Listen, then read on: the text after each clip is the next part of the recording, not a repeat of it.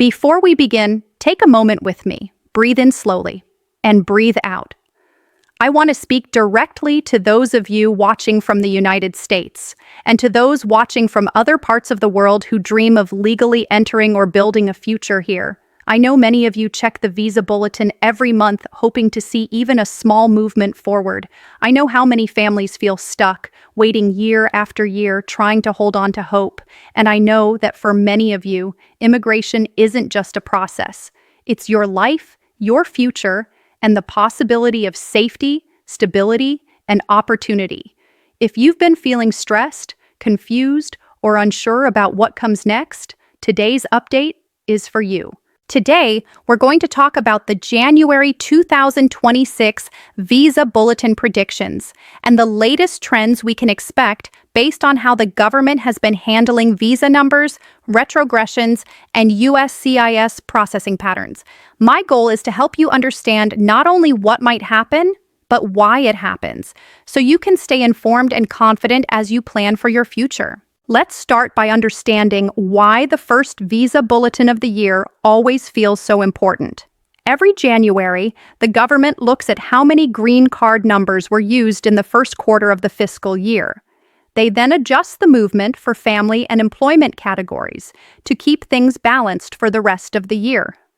January is also the time when agencies like the Department of State and USCIS check demand levels. They ask questions like, how many people are waiting in each category? How many cases became active last month? Are visa numbers being used too quickly or too slowly? These decisions determine whether the January bulletin moves forward, stays the same, or faces retrogression.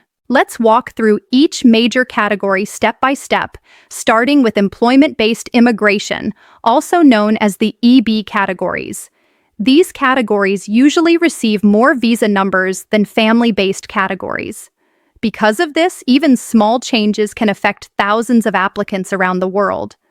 For employment-based first preference, also known as EB1, we've seen a long period of backlogs for India and China in recent years. However, when we look at patterns, January is often the month when the Department of State becomes slightly more flexible. Why? Because EB1 demand is highly dependent on how many multinational managers, researchers, and extraordinary ability applicants file earlier in the year. If demand stays moderate, the category can move forward. If demand suddenly rises, it can stall. For January 2026, the prediction is that EB1 may experience small forward movements for India and China, possibly a few months, because the government usually tries to prevent the category from staying frozen for too long. For the rest of the world, EB1 will likely remain current unless demand unexpectedly spikes, which is less common. Now let's talk about EB2, the category for advanced degree professionals. EB2 has been one of the most unpredictable categories, especially for India, because demand is extremely high.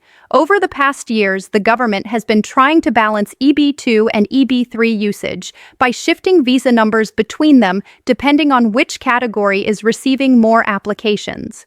For January 2026, the safest prediction is minor forward movement, but nothing dramatic.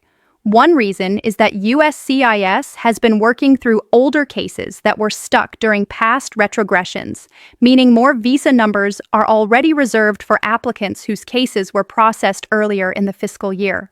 A slow forward movement of a few weeks or a month is possible, but a major jump is unlikely. EB3, the skilled worker and professional category, is usually more dynamic because the demand is spread across many industries. Nurses, healthcare workers, and technology professionals make up a large portion of EB3 applicants.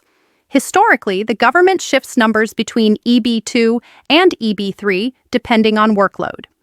For January 2026, EB3 for most countries may move slightly forward due to consistent demand but not overwhelming demand. For India and China, we can expect small movement, but again, not a rapid jump. The government tends to be conservative early in the year to avoid running out of visa numbers later. Now let's shift to family-based categories. Many of you watching have family members waiting in F1, F2A, F2B, F3, or F4. These categories often move slowly because demand is high and the visa numbers for these categories are more limited. But every January, we usually see at least some movement as applicants who didn't respond to requests or complete paperwork are removed from the active count, opening a bit of space. For F1, the category for unmarried sons and daughters of U.S. citizens, we can expect modest forward movement, likely just a few weeks. But it is still a positive sign because this category has been slowly improving over time. F2A, which is for spouses and children of permanent residents, has had a complicated history. At times it has been current, at times it has retrogressed. Recently, demand has increased, and USCIS has been processing more family-based cases. For January 2026, we can expect F2A to continue moving forward, but not dramatically.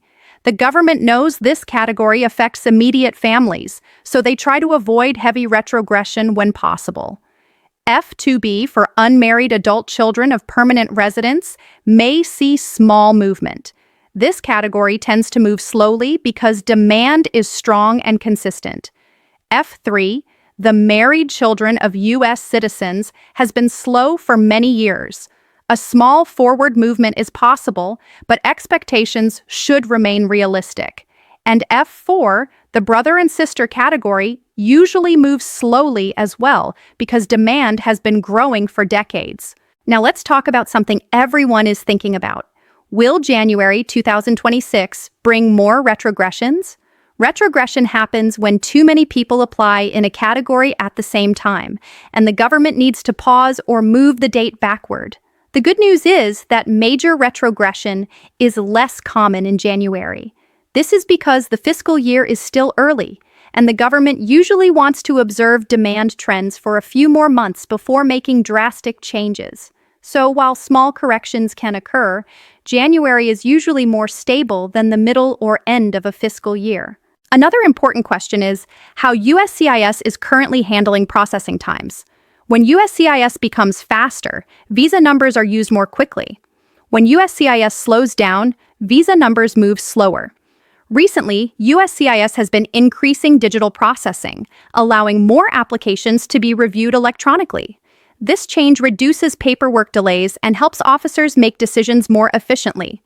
If the agency continues this trend into 2026, we may see more consistent visa bulletin movement throughout the year, especially in employment-based categories. Now let's discuss why predictions matter. Many of you need to plan your lives around these dates. For example, if you are on an H-1B visa and your priority date is close to becoming current, you may need to plan for adjustment of status, medical exams, and work authorization renewals.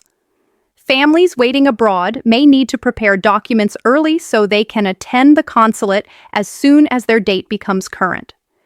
And businesses relying on foreign workers may need to plan their hiring schedules. Understanding the visa bulletin isn't just about reading dates. It's about understanding the government's strategy. When they move slowly, they are trying to avoid running out of visa numbers too early. When they move quickly, they are trying to use visa numbers efficiently to avoid wasting them. And when they pause movement, it's usually because demand is higher than expected. Now let's look ahead. What does all of this mean for 2026 overall? The first half of the year is expected to be cautious. The government will likely move categories slowly until they clearly understand demand. The second half of the year may show faster movement, especially if visa numbers remain available. This pattern has repeated itself in several years. When the government realizes they still have a healthy supply of visa numbers by summer, they begin moving categories forward more confidently. One important reminder is that the visa bulletin is not only influenced by demand, but also by congressional limits. Every year, only a certain number of green cards can be issued. Until laws change, we will continue to see long waits in certain categories. But staying informed helps you prepare, stay calm, and understand the bigger picture. As we end today's update, I want to speak to you directly once more. I know immigration can be stressful. I know the waiting can feel endless, but you are not alone, and your effort is not wasted. Staying informed, staying prepared, and staying hopeful are powerful steps in this journey. And here at Legal Focus USA, we are committed to helping you understand every update in a clear and supportive way. If you found this helpful, please subscribe to the channel for more immigration updates, legal guidance, and step-by-step explanations. Your support helps us continue providing clear and trustworthy information every week. Thank you for being here today, and I'll see you in the next update.